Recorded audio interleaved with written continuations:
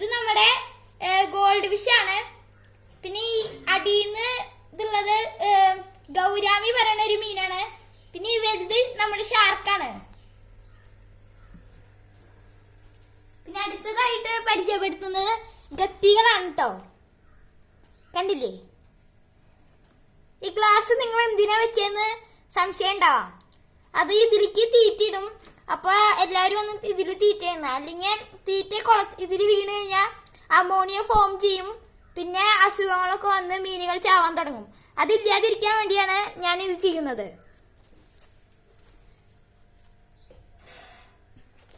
പിന്നെ അടുത്തതായി എനിക്ക് ഇഷ്ടപ്പെട്ടൊരു കുളമാണിത്. ഇതിൽ നിറച്ച് ഗപ്പി കുട്ടികളും പിന്നെ പ്ലാറ്റികളാണ്. കണ്ടില്ലേ പ്ലാറ്റികള്? നിങ്ങൾക്ക് കാണാനുണ്ടോ എന്നൊക്കെ അറിയില്ല.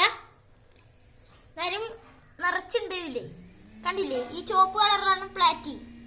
പിന്നെ ഗപ്പികളാണ് ഏറ്റവും കൂടുതലും. കണ്ടില്ലേ?